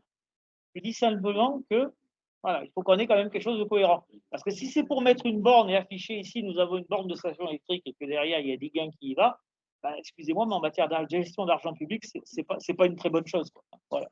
Voilà. Donc, je voudrais juste compléter. Alors du coup, tu peux peut-être expliquer l'initiative que tu as. Tu en es toujours ton initiative là, avec EDF?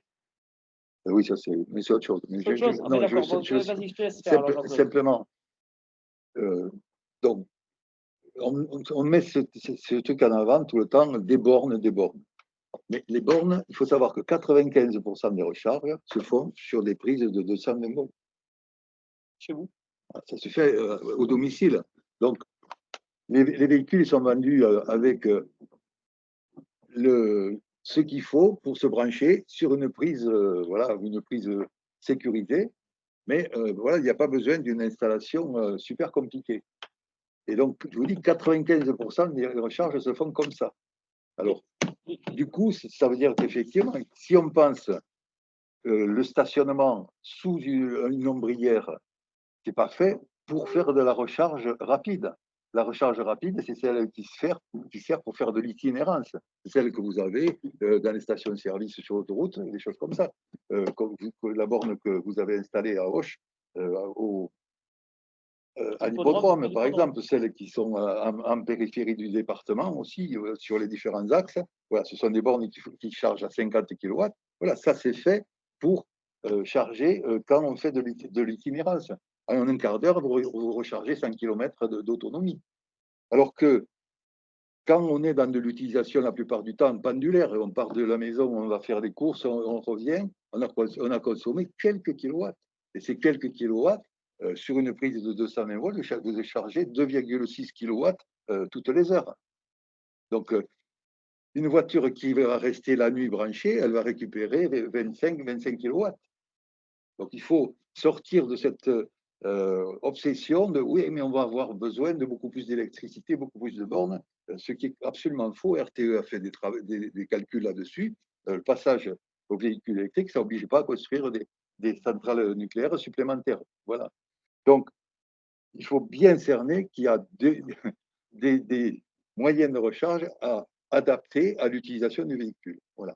Et les bornes que le syndicat d'énergie dont tu parlais, Jean-Michel, a installées, donc les bornes 22 kW, c'est des recharges occasionnelles. Vous allez faire des courses, il y a une borne à côté, hop, vous branchez et vous rechargez en quelques quarts d'heure, vous rechargez ce que vous avez consommé pour aller faire les courses. Voilà. Moi, je pense qu'il vaut mieux. Enfin, ça, c'est un débat qu'on aura. Aujourd'hui, on a un système de bornes dans le département qui est surdimensionné par rapport à la demande. L'offre, aujourd'hui, on a une offre très importante par rapport à la demande. Mais bon, les gens achètent des véhicules électriques et il faudra peut-être réinvestir les années. La question, c'est est-ce qu'il faut mettre des petites bornes partout qui ne servent à rien? Ou est-ce qu'il ne faut pas imaginer des très grosses bornes, les mettre dans des endroits vraiment stratégiques du département pour permettre aux gens de faire des mobilités pendulaires pour aller en Haute-Garonne, pour aller à Montpellier, etc. Et je pense qu'on sera certainement obligé de monter dans des gammes de puissance supérieures à 100 kg. Ah ben c'est déjà dépassé. Là, par exemple, la plupart des… Pas dans le Gers, c'est dépassé, c'est sur les autoroutes. Et dans un département rural comme le nôtre… Pas que dans les autoroutes. Il y a par exemple les stations Total, il ne faut pas faire de publicité, on commence à installer des bornes qui font 175 kW. Hein. Donc, il y a maintenant d'ores et déjà des superchargeurs qui font à 300-350 kW. Alors, imaginez. Donc là, on recharge vite, quoi. Je veux dire, en un quart d'heure, vous pouvez recharger 80 kW, quoi. Mais le problème, c'est que derrière, il faudra des véhicules qui soient conçus pour, des batteries qui soient conçues pour, etc. Parce qu'il faut savoir aussi que ça fait chauffer les batteries, que ça les fragilise, etc. Donc,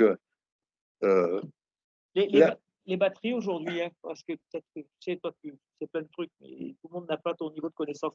Les batteries que des véhicules qu'on vous vend aujourd'hui, c'est des 60 kg. En fait. Oui. Donc voilà, pour que vous ayez à peu près, parce que les premières qui ont été commercialisées, c'était 20 et quelques kilos, etc. Maintenant, c'est des 60 kg. Donc, une 60 kg, si vous voulez faire le plein chez vous, il faudra quand même du temps, quoi, si vous chargez à 3 ou 6 kg. Il me faut 2 nuits.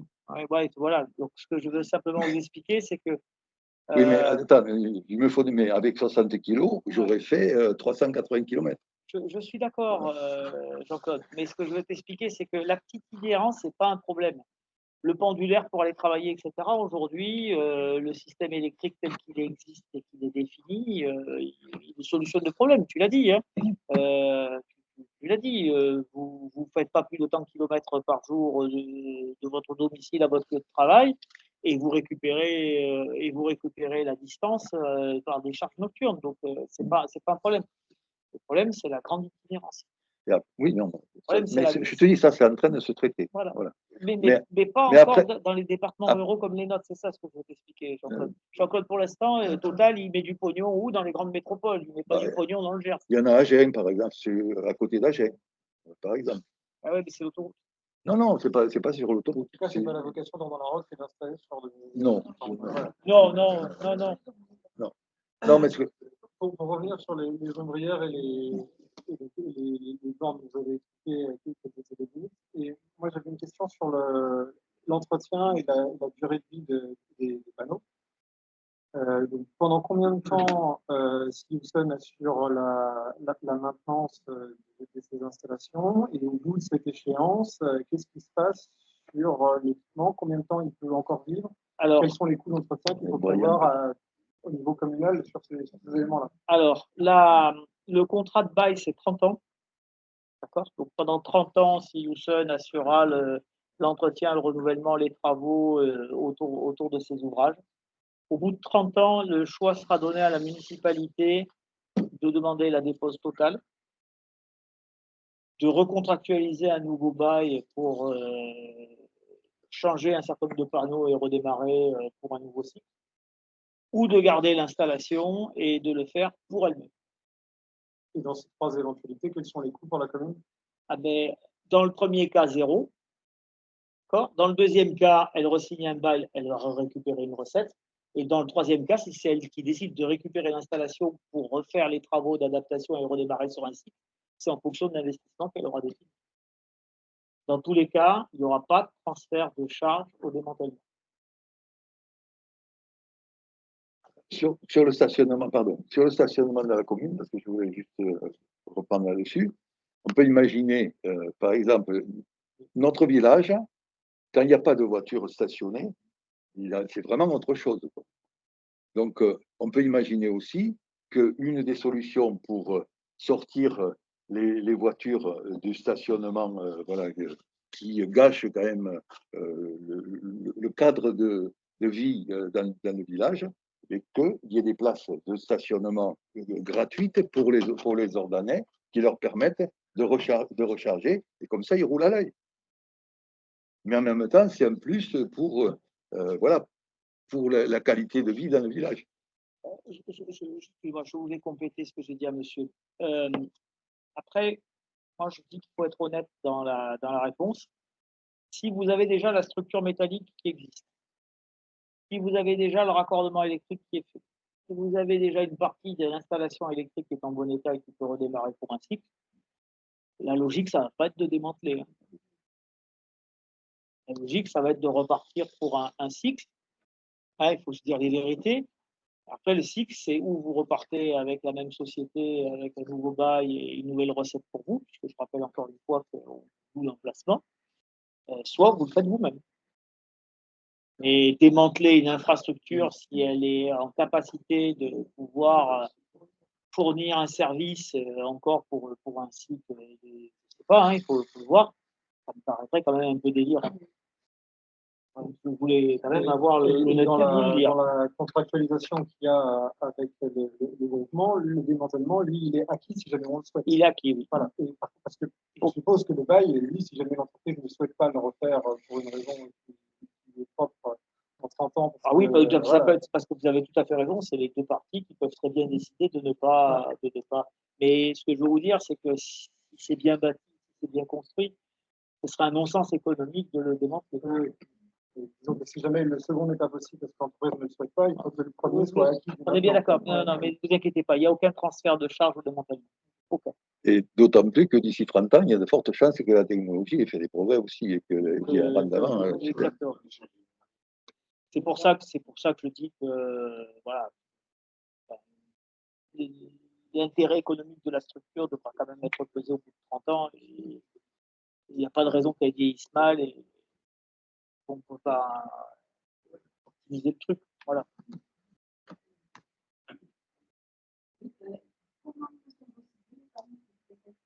Ah, c'est une bonne question, madame.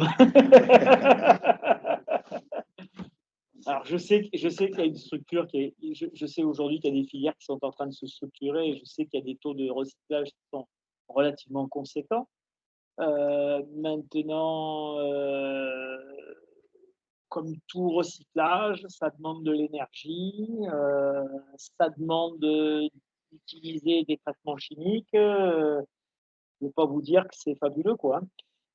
Mais vous savez très bien que dans toute filière de recyclage, quels que soient les matériaux, se pose la problématique de la valorisation du truc et de l'utilisation de certains produits. Alors moi, je ne suis pas spécialisé dans le recyclage du panneau photovoltaïque, mais je sais que ça prête à débat. Il faut vous raconter des bêtises. Mais peut-être que Brian peut nous en dire deux mots là.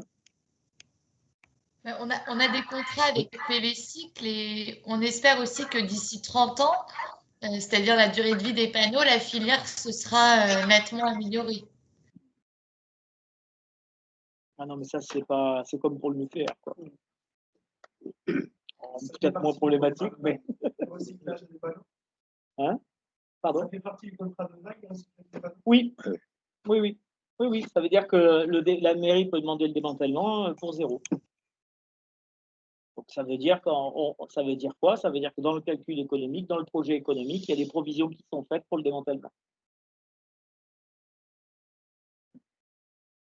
Et le recyclage, c'est aussi de la récupération de matières premières. Oui, oui, oui, oui. Il ne faut pas tout voir non plus dans le négatif, dans le recyclage. Je suis entièrement d'accord avec toi. Mais on sait pertinemment que dans toute société industrielle, dans tout produit industriel, le recyclage, il faut les mettre. On le sait.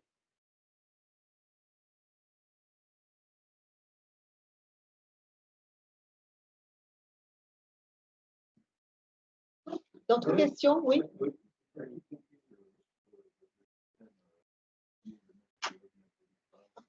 Alors c'est un bail, c'est-à-dire qu'en vérité, le maître d'ouvrage, c'est la société, hein, d'accord, donc il assure aussi sa propre maîtrise d'œuvre, hein, d'accord, c'est-à-dire que la société, en vérité, elle va être maître d'ouvrage, maître d'œuvre et entreprise, puisque c'est la société qui va payer, concevoir et construire, d'accord? Les 3 entités, d'accord? Voilà. La mairie, elle, qu'est-ce qu'elle fait? Elle va signer un bail, en vérité, elle va percevoir un loyer pour l'occupation du domaine public.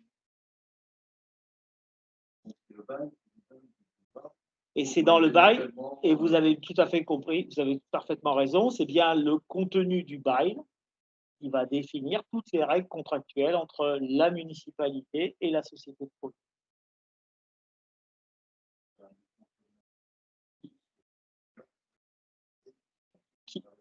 Oui, parce qu'elle est propriétaire de l'ouvrage et qu'elle l'exploite, etc.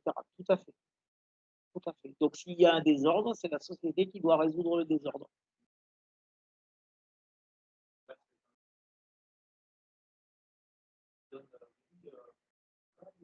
Elle va payer, alors elle paye soit un loyer, soit une soulte.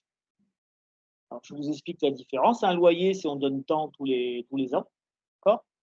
Donc un loyer, c'est une somme sur une chronologie de temps. Là, le pas de temps, c'est l'année. D'accord? Ou alors c'est une soulte, c'est-à-dire qu'on prend 20 fois le loyer. Alors le loyer, il est sur 30 ans.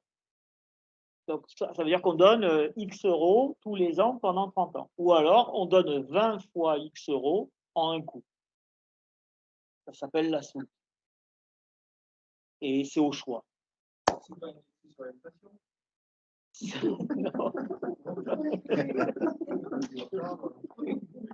le sujet d'actualité. C'est pas faux. Voilà. Donc après, derrière, c'est pareil, la municipalité. Alors, là où il faut, pour l'instant, que les choses soient très claires. Le projet est globalement arrêté. Il n'est pas finement arrêté. C'est-à-dire que là où on va rentrer vraiment dans la précision du projet, c'est quand il y aura le dépôt du permis de construire. C'est là où, et une fois que ce permis sera donc délivré, c'est là où on rédigera le bail et on contractualisera le bail. Hein, voilà. Parce qu'on ne peut pas arrêter définitivement la réflexion si on n'a pas la certitude d'avoir les autorisations d'urbanisme et les conditions qui seront liées à la délivrance de ces autorisations d'urbanisme.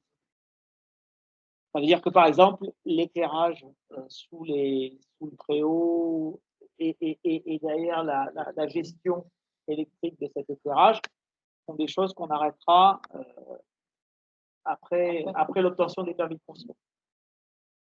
Voilà, et sur lesquels il faudra que vous échanger, vous regardez un petit peu, etc. Nous, on a budgétisé des sommes, c'est-à-dire dans le calcul économique du projet, on a mis une enveloppe temps pour l'éclairage, etc. Et après, c'est vous aussi qui nous direz, bon, on fait ça, plutôt ça, etc. Voilà. J'ai oublié d'évoquer une chose, c'est par rapport à l'atelier où il est prévu un bardage bois sur la façade sud et ouest.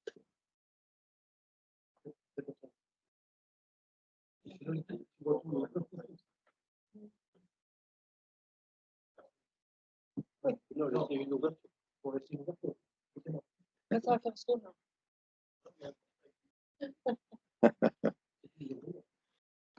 D'autres questions? Observations? En cas de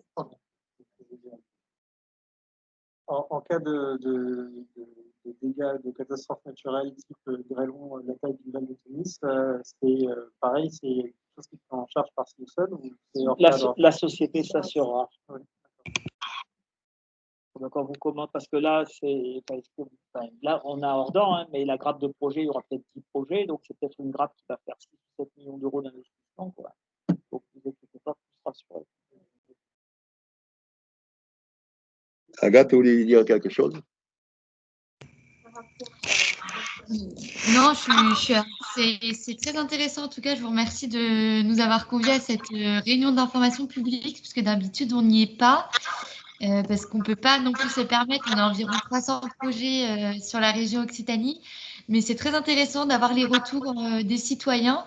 Et là, l'étape suivante, en tout cas, qu'il faut impérativement boucler avant la fin décembre, si on veut que le construit soit construit cet été, c'est de valider les plans pour qu'on puisse, nous, de notre côté, déposer le permis de construire.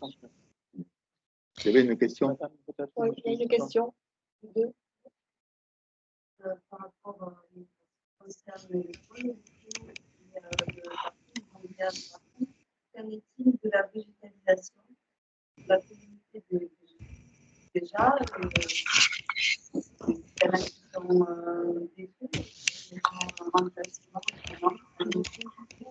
Oh, ben, de toute façon, on va voir ceux qui seraient susceptibles de pousser trop entre les deux ombrières, ça se sera déplacé, c'est vrai. Autrement, le reste, au contraire, il est prévu d'écarter les deux ombrières de façon qu'effectivement, la lumière pénètre. Pour les arbres de l'école, il y a un chêne qui est condamné, ça c'est clair, parce qu'il est pile à plein sud, il couvrirait l'ombrière. De toute façon, il est déjà quand même pas mal âgé. Alors, il sera remplacé. De toute façon, il y en aura d'autres arbres de planter. Dans l'école, je ne sais pas, mais il y aura un chêne replanté. La responsabilisation des cours de récréation de l'école, c'est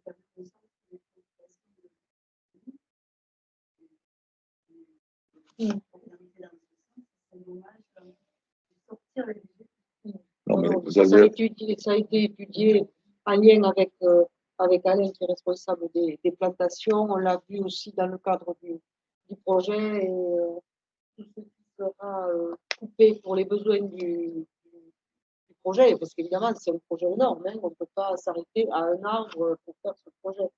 Et tous les arbres coupés seront replantés et je m'engage à multiplier par 2. On l'a dit l'autre soir, replanter 2 arbres pour un arbre coupé pour les besoins de l'implantation.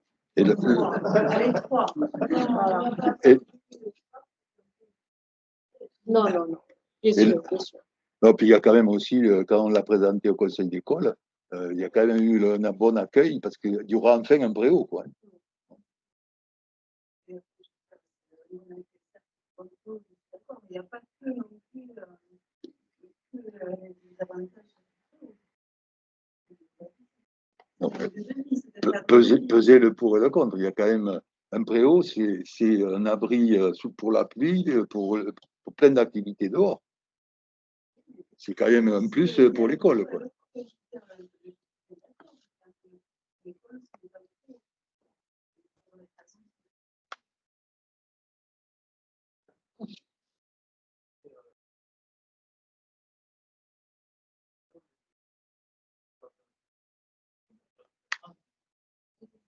Ensoleillé. Attendez, ne bougez pas. On y arrive.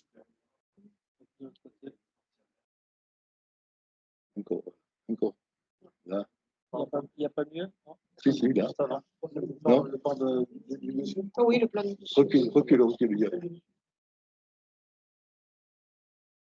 Voilà. Non, c'est avant. Voilà. Voilà, c'est ça. Des choses, c'est la voie principale qui sera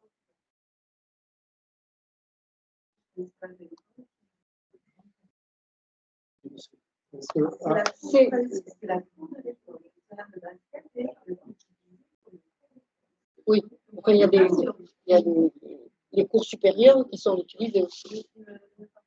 Voilà.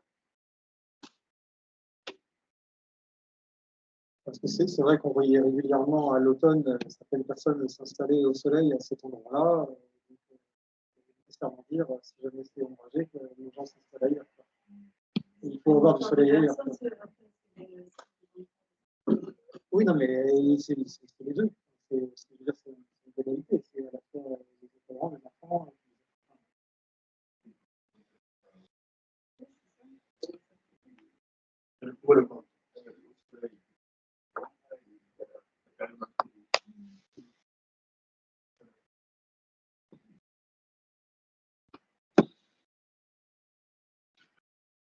D'autres observations? Tout le monde a eu des réponses à ces questions? Parfait. Malgré le peu de public, mais en tout cas, merci à ceux qui se sont déplacés. Voilà, je crois qu'on peut lever la séance. Merci à Madame Ranvé et à Monsieur Le Bourligu. Avec plaisir. Voilà.